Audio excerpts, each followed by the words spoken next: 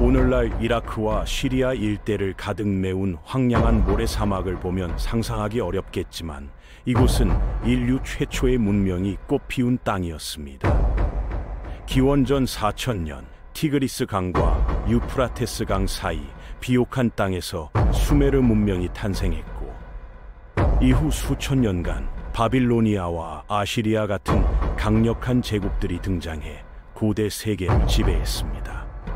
하지만 이 찬란했던 문명들은 끊임없는 전쟁과 정복 속에서 흥망성쇠를 거듭했습니다. 도시 하나가 번영을 누리다가도 어느 날 갑자기 잿더미로 변하기 일쑤였고, 강력했던 왕국도 한순간에 역사 속으로 사라지곤 했죠. 메소포타미아의 역사는 곧 피와 영광이 뒤섞인 전쟁의 역사였습니다. 그 중에서도 가장 강력하고 무자비했던 제국이 하나 있었습니다. 바로 아시리아였죠. 아시리아는 압도적인 군사력으로 주변 국가들을 정복했고, 잔혹한 공포 정치로 악명을 떨쳤습니다.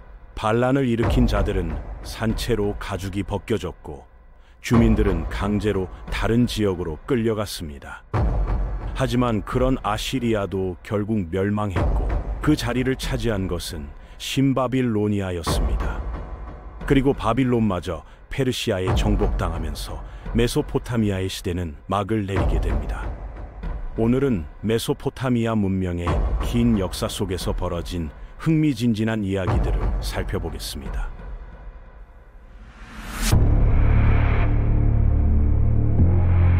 기원전 4000년경 메소포타미아 남부에 인류 최초의 도시 우르크가 세워졌습니다. 이곳에서 수메르 문명이 시작됐죠. 놀라운 것은 이 시기가 최초의 피라미드가 건설되기 2000년 전이었고, 심지어 메모드가 아직 살아있을 때였다는 점입니다. 수메르인들은 바퀴와 벽돌을 발명했고, 하수도 시설까지 갖춘 쾌적한 도시를 건설했습니다. 무엇보다 중요한 발명은 문자였죠. 점토판에 기록된 쇠기 문자 덕분에 우리는 이 고대 문명에 대해 많은 것을 알 수 있게 됐습니다. 수메르인들은 교육을 매우 중시했습니다. 학생들은 학교에서 엄격한 교육을 받았는데, 한 학생이 남긴 기록이 흥미롭습니다. 그는 학교에 늦게 도착했다는 이유로 매를 맞았고, 허락 없이 떠들었다고 또 맞았습니다. 심지어 수메르어로 말하지 않았다는 이유로도 맞았죠. 결국 이 학생은 아버지에게 선생님께 뇌물을 주자고 제안했고, 아버지가 선생님을 집으로 초대해 선물과 뇌물을 주자 선생님의 태도가 180도 바뀌었다고 합니다. 고대나 현대나 인간사는 크게 다르지 않았던 것 같습니다. 우르크는 10,000명이 거주하는 대도시로 성장했고, 길가메시 같은 전설적인 영웅들이 활약했던 무대였습니다. 하지만 기원전 2750년경 유프라테스 강줄기가 동쪽으로 바뀌면서 우르, 라가시, 키시 같은 다른 도시들도 대도시로 성장하기 시작했습니다. 이 도시 국가들은 서로 패권을 다투며 끊임없이 전쟁을 벌였습니다. 키시의 왕 메살림은 라가시를 상대로 승리를 거뒀고, 잠시나마 수메르 지역의 패자가 됐죠. 이후 키시의 왕이라는 칭호는 단순히 키시 지역의 왕이 아니라 수메르 전체의 패자를 의미하게 됐습니다. 기원전 2340년 움마의 통치자 루갈자기시가 수메르 통일 전쟁을 일으켰습니다. 그는 라가시, 우르, 니프르를 차례로 굴복시키고 마침내 우르크까지 정복해 수메르 전 지역을 통치하게 됩니다.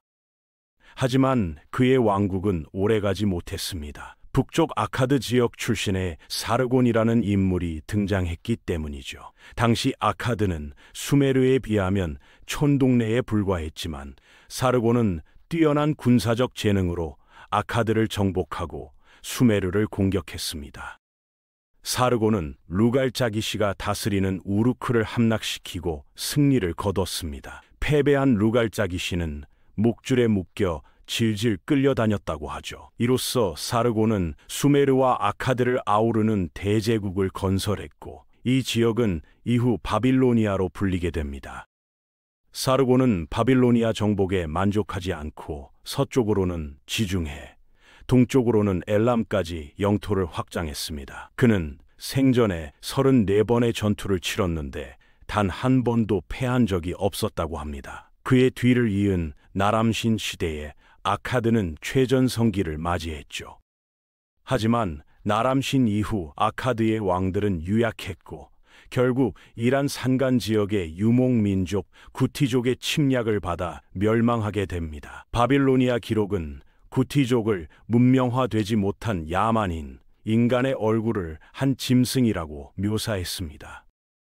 짧은 암흑기를 거친 후 기원전 2100년 우루크 출신의 영웅 우투헤갈이 구티족을 완전히 몰아내는 데 성공했습니다. 하지만 몇 년 뒤 우르의 총독 우르남무가 우투헤갈을 배신하고 정권을 장악해 우르 제3왕조를 세웠습니다. 우르남무와 그의 아들 슐기는 65년간 통치하며 바빌로니아의 부흥기를 이끌었습니다. 이들은 철저한 관료체제를 도입했고 길이와 무게 단위를 표준화했으며 인류 최초의 법전을 제정한 것으로 알려졌습니다. 슐기는 자신의 업적을 자랑스러워했는지 스스로를 칭송하는 기록을 많이 남겼습니다. 내 지적 능력은 완벽하다. 내가 마음먹고 뛰면 가제를 추월할 수 있다. 나는 모든 면에서 과거 어떤 왕들보다 뛰어나다는 식이었죠. 수메르는 기원전 2500년에 인구의 80%가 도시에 거주할 만큼 고도로 도시화된 사회였습니다. 그래서인지 수메르인들은 도시 생활에 큰 자부심을 느꼈고 도시 생활을 하지 않는 민족은 야만족이라고 불렀습니다. 바빌로니아는 천연 자원이 부족했기 때문에 무역이 매우 중요했습니다. 곡물과 직물을 수출하고 목재, 금속, 청금석을 수입했죠. 상인이 물건값을 요구하는 점토판을 보면 오늘날 서신과 크게 다르지 않습니다. 지금 기근이 들어먹을 게 없으니 물건값을 보내달라는 식이었죠. 빚을 갚지 못한 사람은 가족 중 한 명을 노예로 팔거나 스스로 노예가 되기도 했습니다. 하지만 법이 정한 3년의 노예 생활 후에는 자유민이 될 수 있었습니다. 노예 한 명의 평균 가격은 은 50셰켈 정도였는데 당시 평균 노동장자 연봉이 은 10셰켈이었던 걸 감안하면 꽤 비싼 가격이었습니다. 한 노예와 주인이 나눈 대화가 기록으로 남아있는데 매우 흥미롭습니다. 주인이 궁전에 가겠다고 하자 노예는 좋은 생각이라며 왕자님께서 주목하실 거라고 말했습니다. 그런데 주인이 생각을 바꿔 안 가겠다고 하자 노예는 왕자님이 어려운 임무를 맡길지 모른다며 가지 말라고 했죠. 주인이 부정직한 일을 하겠다고 하자 노예는 그러지 않으면 무엇을 입고 무엇으로 배를 채우겠냐고 맞장구 쳤습니다. 그런데 주인이 또 마음을 바꾸자 노예는 부정직한 이하를 하다 걸리면 산채로 가죽이 벗겨질 거라고 말했습니다. 우유부단한 주인에게 지친 노예가 마지막으로 한 말은 차라리 강에 몸을 던지라는 것이었습니다.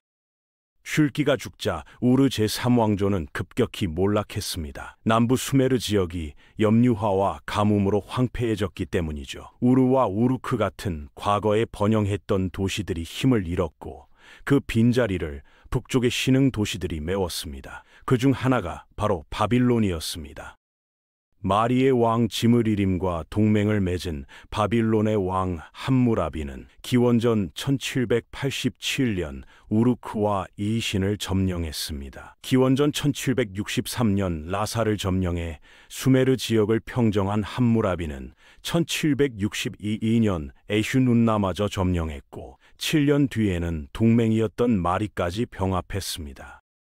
마침내 바빌로니아 전 지역을 통일한 함무라비는 유명한 함무라비 법전을 제정했습니다. 법전에는 이런 내용이 새겨져 있습니다. 억울한 자들은 이 비석 앞으로 나와라. 여기 새겨진 글을 읽고 내 고귀한 말들을 이해하라. 이 글을 읽는 자는 정의가 무엇인지 알게 될 것이며 그의 마음은 편안해질 것이다. 함무라비의 강력한 지도력으로 고대 바빌로니아는 번영을 누렸습니다. 하지만 서쪽에서는 철기로 무장한 히타이트와 공포의 제국 아시리아가 힘을 모으고 있었습니다. 함무라비가 죽자 바빌론 제국에 곧바로 위기가 찾아왔고 이 혼란을 틈타 아시리아가 독립했습니다. 기원전 1600년대 아나톨리아의 히타이트는 최초로 철기를 사용한 민족으로 알려져 있습니다. 무르실리스 1세가 왕위에 오르자 히타이트는 동쪽으로 진격해 시리아의 알레포를 차지했고 그대로 남하해 바빌론을 공격했습니다.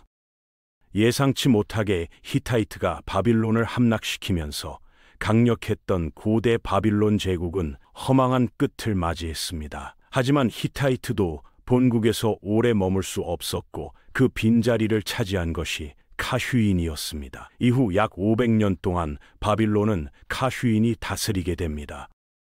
카휴인은 아시리아를 물리치고 과거 바빌론 제국의 영광을 재현하려 했지만 실패했고 기원전 1419년 아시리아와 평화조약을 체결했습니다. 이렇게 메소포타미아 북부는 아시리아가, 남부는 바빌로니아가 차지하게 됩니다.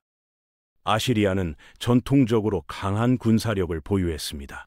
공성탑과 파성추 같은 공성 무기로 도시 성벽을 무력화했고 병사들은 철제 갑옷과 투구를 착용했습니다. 기병 전술을 최초로 도입한 것도 아시리아였죠. 상비군을 유지한 덕분에 전성기 때 동원할 수 있던 최대 병력은 약 60만 명이었다고 합니다.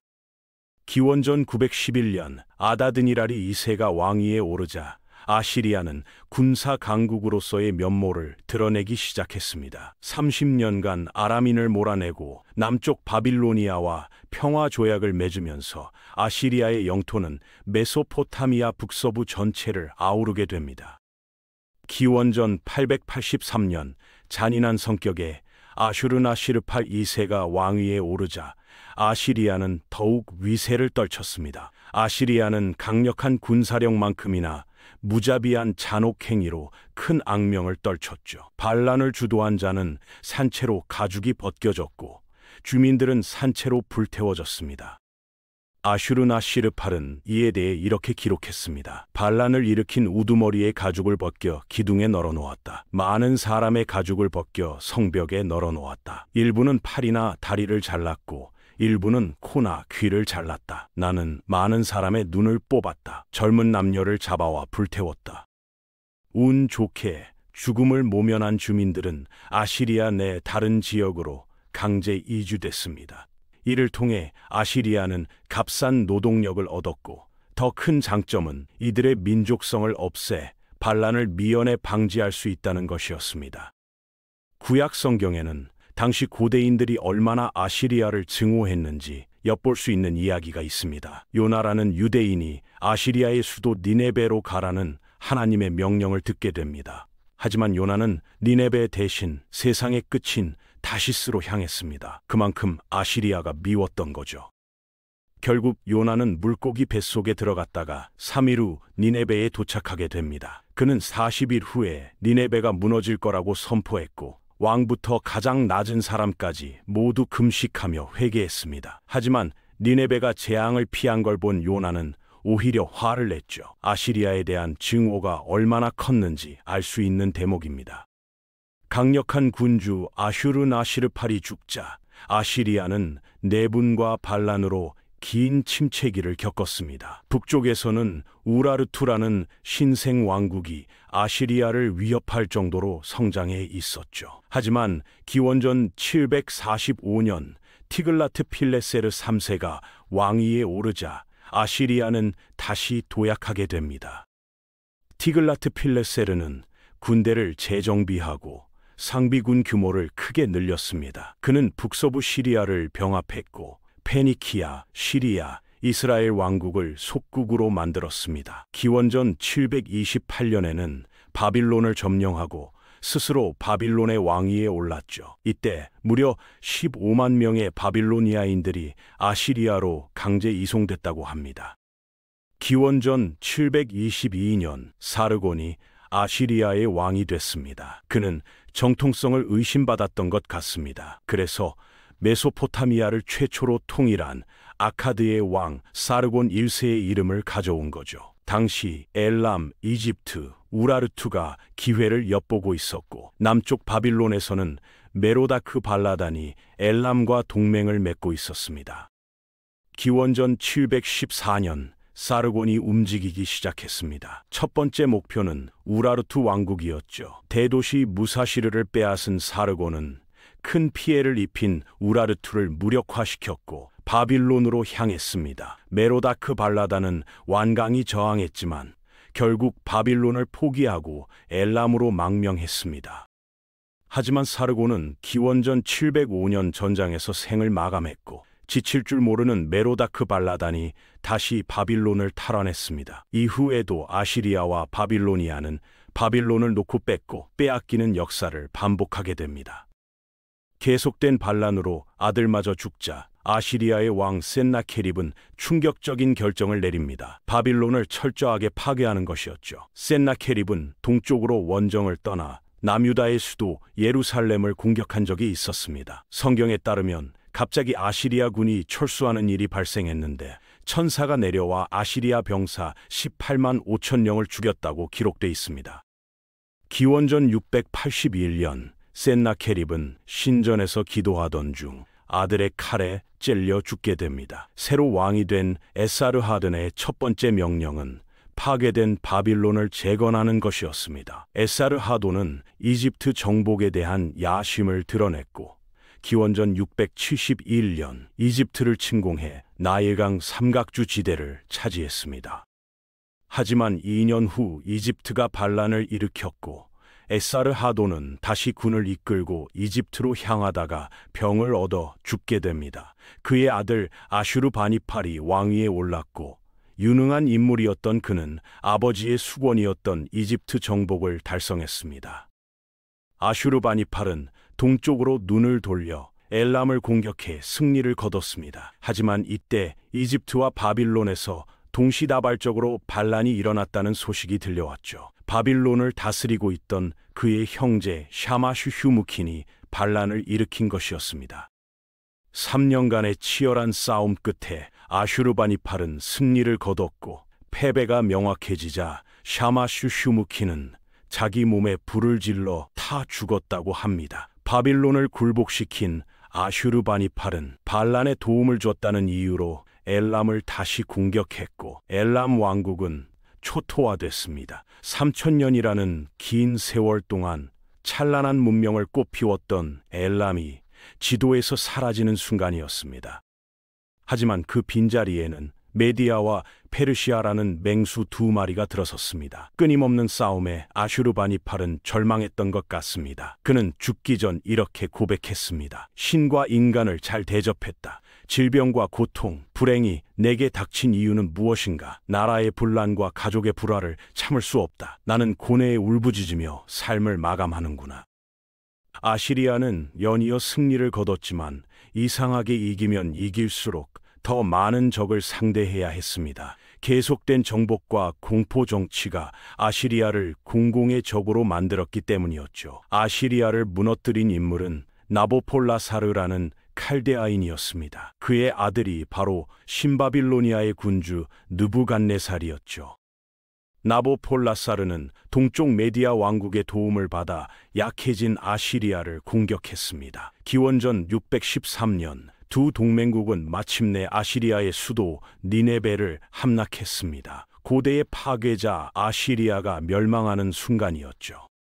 기원전 605년 나보폴라사르가 사망하자 그의 아들 느부갓네살이 왕위에 올랐습니다. 아시리아의 영토를 물려받은 바빌로니아는 서쪽 시리아와 유다 왕국을 공격했습니다. 기원전 587년 약 18개월의 포위 끝에 바빌로니아는 예루살렘을 점령했고 유다 왕국의 마지막 왕 시드기야는 두 눈이 뽑힌 채 바빌론으로 끌려갔습니다.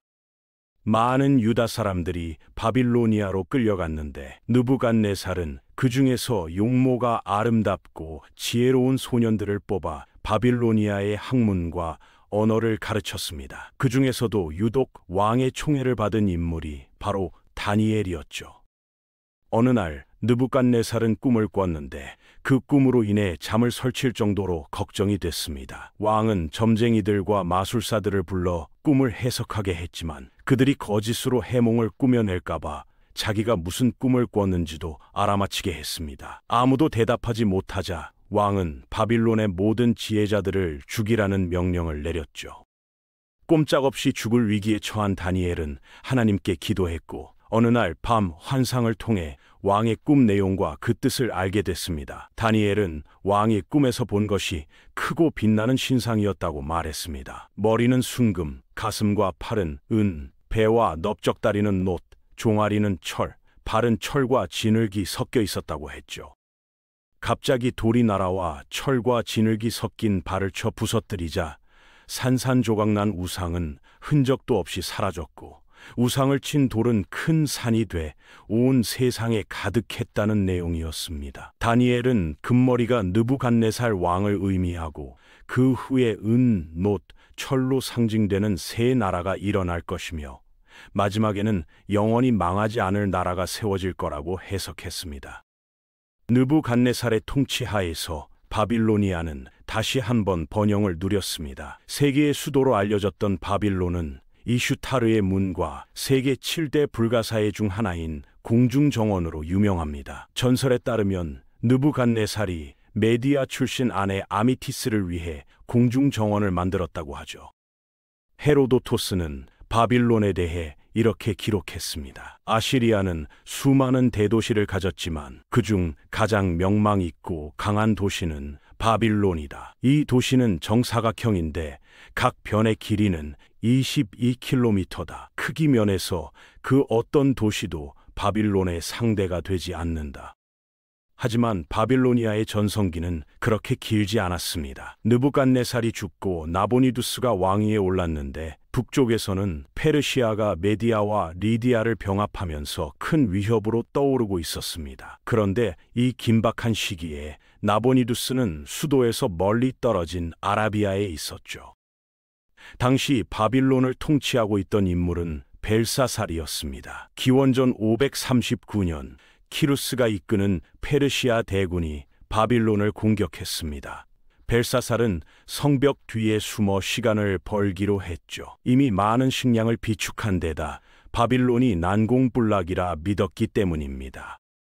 성경에 따르면 벨사살은 예루살렘 성소에서 탈취한 금그릇으로 귀족 1000명을 불러놓고 큰 잔치를 벌였다고 합니다. 그런데 갑자기 사람의 손가락이 나타나서 벽에 글자를 쓰기 시작했죠. 두려움에 떨던 벨사살은 다니엘을 불렀고 다니엘은 벽에 쓰인 메네 멘메네 데겔 우바르신을 해석했습니다. 하나님이 이미 왕의 나라를 끝나게 하셨고 왕이 저울에 달려 부족함이 보였으며 왕의 나라가 메데와 페르시아에 넘어갔다는 뜻이었죠.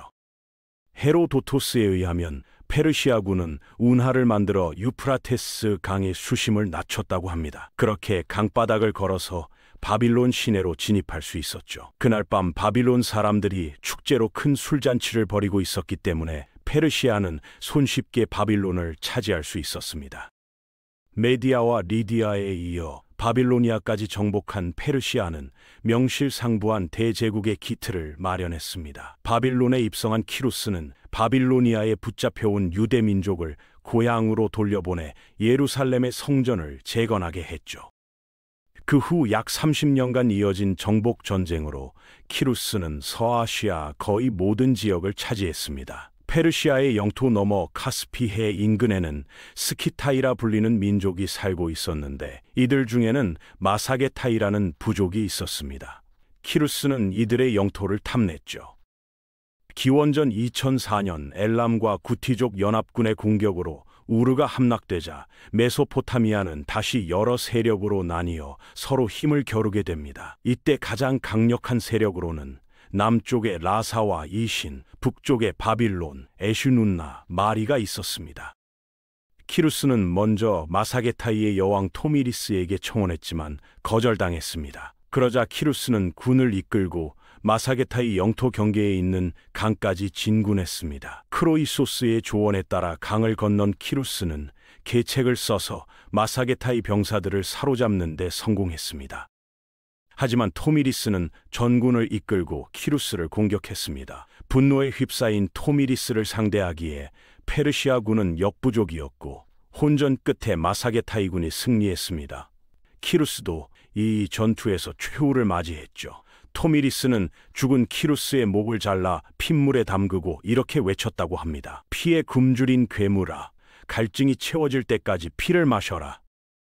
이렇게 메소포타미아의 긴 역사는 한 영웅의 죽음과 함께 새로운 국면을 맞이하게 됩니다. 수메르에서 시작해 바빌로니아와 아시리아를 거쳐 페르시아로 이어진 이 땅의 이야기는 인류 문명이 어떻게 탄생하고 발전했는지를 보여주는 살아있는 역사책이었습니다. 찬란했던 문명들은 사라졌지만 그들이 남긴 유산은 오늘날까지도 우리에게 많은 것을 말해주고 있습니다.